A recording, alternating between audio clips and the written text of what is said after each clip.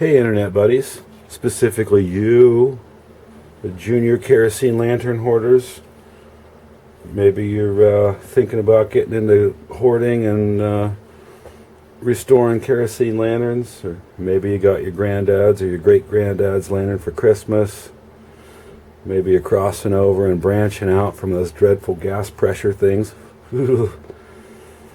Maybe you're a desk jockey stuck at working from home and you bought one of these things off of eBay, and now you're going to get into the titillating and sensuous experience that is kerosene lantern collecting and hoarding. At some point, when you're new to kerosene lanterns, you're going to come across a lantern that looks like one of these guys. It's an Embury Air Pilot and an Embury Little Air Pilot. And they're great lanterns, and they're very well respected among collectors as being very well built and good burners. But the trick about them is the burner itself, what raises the wick and lowers the wick and provides the flame.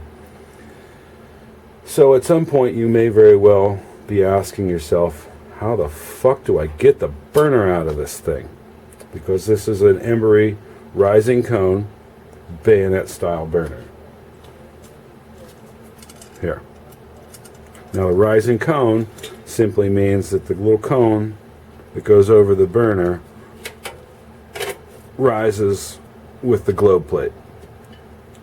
And the bayonet is simply this piece here, the little thumb wheel and shaft that runs the wick up and down. There's little teeth inside of there that grab the wick and run it up and down, depending upon which way you turn.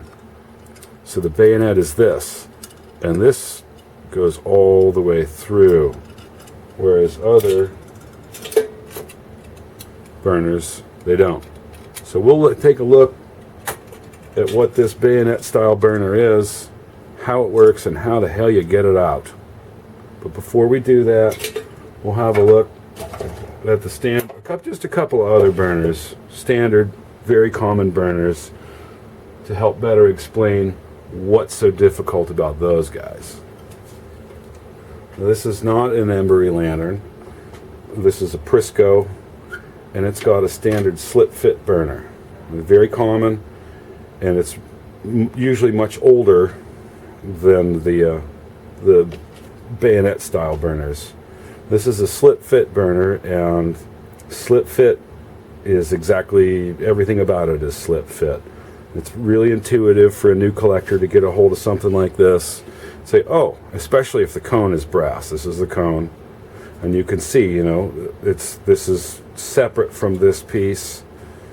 There's a very clear line that this is on top of or covers the outside of this little air chamber. So it's intuitive to just kind of give it a poke and a sniff and go, oh, okay, well, it comes right off. It just slip fit. So it just slips right on there. And the burner is the same. It sits in this little pocket inside, this little socket here. Can you see that? There's a little socket here that leads to the fuel chamber, and this is the air chamber here. You can see that the, can you see? Probably. That these tubes connect down here. Pretty intuitive, pretty simple. They can get good and stuck, but you can see how they come apart pretty easily. And it's very, very common, very standard. Okay, so then here's another Prisco. Oh, we're going to use this white flame burner because it doesn't matter. This is another slip fit burner, and this is just to help this illustrate what a rising cone is. There's this Prisco slipper that, this is a white flame burner, I'm sorry. And then they came up with this intermediate piece. I can't imagine why, but they must have just been figuring out. Maybe this was the step between the old slip fits and these rising cones. So there's this intermediate piece that would sit right on there, both slip fit, and then there's the rising cone that fits. You know, there's just a nice fit between here and here. And these things, these intermediate cones, they're like hen's teeth. So if you find one, hang on to it. And then finally, the rising cone bayonet style burner. You can see there's the bayonet, goes all the way through. We already showed that. The cone's not here. I wonder if this fits on here. Kind of. But it's kind of built into this burner. So we can see here, this is a Defiance lantern. And this is real something I've been working on. Whoops. You can see the notch right here. And then on the other side. And that's where this bayonet fits in there. We'll sit in there and turn and lock in. So it's just a twist lock. Does it show? Yeah. And you twist, it comes right out. So it has to fit around this outside here. And it also has to fit at the same time. Here's the little socket that sits on top of the fuel chamber. And here's where the air chamber would have been in the tubes. So it has to fit in both of those places at the same time. Now if you do your digging and you're researching, and you'll find there's a link between the Defiance and the Embury companies. But this isn't a history lesson, this is just about this burner and how to get it out. I've seen well, not hundreds, but I've seen a lot of new collectors get on the old kerosene lantern collectors Facebook page and say, how the fuck do I get this thing out of here? And I'll, from the top, we'll get the globe right out of the way. From the top, you can't really tell. Well, I don't know what's under there, don't know. And you do just like the slip fit burner, and you give it a wiggle and a jiggle, and it doesn't move, and there's 40 years worth of kerosene stuck in there, and it's rusty as all get out. And you give her a turn, and she's not working, and you don't know, and then you get on your Facebook page and find out. And people would answer and answer and answer. And then they got tired of answering the same question every once a week. So then the newer collectors, they started answering, and they got tired, ever evolving. Good enough. So here's how we get this off. I always wondered why nobody made a video. So here we are. To get this thing off, what you do not need is this. You do not need this. It's way too fucking big. And no, you don't need that. You don't need this either. Great tool, real handy. Just don't. Trust me, just don't. I've done it before, just don't. It leads to bad things. I've seen that hand tool rescue guy do some really neat stuff where he took hot glue and put it on his pliers. But he was using that on much more robust material. This is just stamped steel. It's thin. You don't want to do it. Just don't. Trust me. Your best friend here is a little strap wrench. One of these, you can get them anywhere. Any hardware store ought to have one. Plumbing supply shop, I'm sure. Amazon, whatever. You can get them. And they're really handy because, you can use it when this fill spout and cap are plugged with, again, 40, 50, 60-year-old kerosene. You get it right on there. It'll cover the whole thing, and, get a nice little grip on there, and you got it off. You might have to put some heat to it. You might have to put some lube in there. But you're not going to squish and crush the metal. You're not going to leave teeth marks. I mean, this is 60, 50, 60, 70, sometimes 100 years old. You can't go to Walmart and buy one of these. You can't order it on Amazon. They don't make them anymore. Use your head. Don't fuck this up. So we'll take this burner off right now. We'll get our little strap wrench in there. And I know, because I've made this video once before, but the batteries ran out. So I know that this one turns counterclockwise to come out. And you would think that they'd be standardized and they all work the same, but that's the other trick, is they don't. And I can't get it out by hand. I mean, it's just not, it's tight. That's why these are troublesome. You give her a little juice and she'll turn. And the strap wrench, again, it fits around the entire outside. It kind of puts even pressure on it, and it's made of rubber, and it's got a little bit of a grip on the inside. This one does. This one is just plain rubber, but it's still, rubber's kind of grippy. So there. We're out. Again, it has to fit around this surface and around here. And you can understand, you know, when you can't see what's under there, and you're brand new to this, you don't know. I used to post on Facebook, and I belonged to one of the lantern collectors groups, and there was somebody asking twice a month, once a week, a lot. So, okay, well, see, I need the thing to put it back in correctly. We'll do that real quick, like, so I can put it back together and get this shit off my bench. Oh, okay, there we go.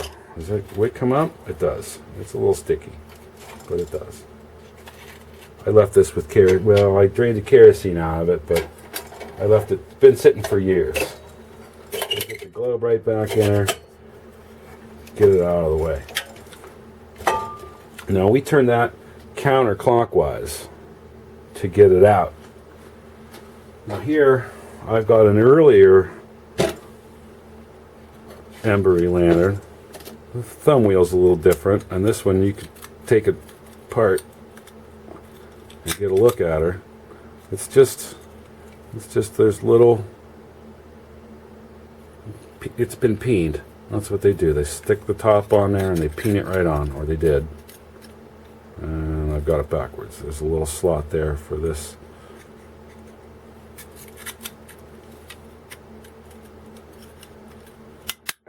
Okay.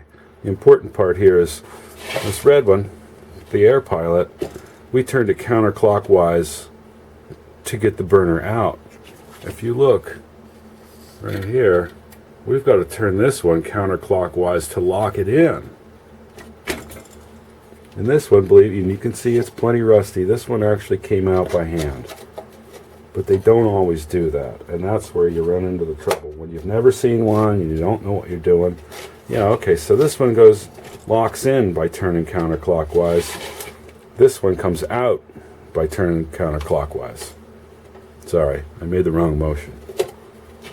Let's take this one. Let's see if we can get this one out.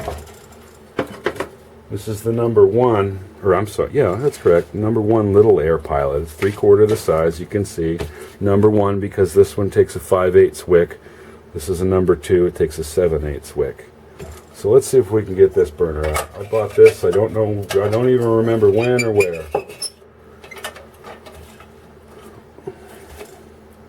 But you can see, and I can't tell if you can see it, there's a little gap under there. You can just kind of tell. So we're going to have to turn this one counterclockwise to get this one out. That's your trick. We'll try the bigger one of these on the smaller burner. Genius, right? So we'll, if we can get it in there. There we go. This is a little bit much. It works on bigger stuff. A little bit too big for this.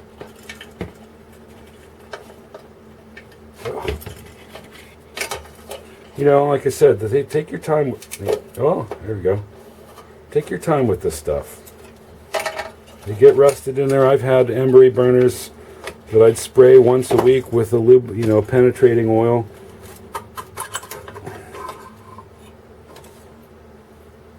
And, try it once a week. And it, probably sat under my bench getting sprayed for 6 months before I got it out. Here's you can really see real well the bayonet going all the way through, this littler one. And this might have been a Defiance or maybe an earlier Embury, but the bayonet goes all the way through and you can see, and that's kind of the trick. If you're not sure, because these guys here, these are an older Embury lantern. This is a 150 Little Supreme. Again, like the little green one there, the little air pilot, a little 3/4 size, number one burner. We can look, and there's your clue. There's the bayonet sticking out. So now you know, oh, okay, this is a bayonet style burner. And we'll look, and I can see just a tiny little bit down there. I think this one has to go clockwise to come out. Let's take it out. We'll see. And I'm going to leave that globe right in there. We'll try it by hand first. I'll get a little movement out of there. Because I've had this apart, I've had this lantern for years. I never cleaned it up. I just really like the rugged, you know, kind of cruddy, disgusting look to it. Let's see. So we turned this one. Oh, I almost have to get the globe out of there. Oh.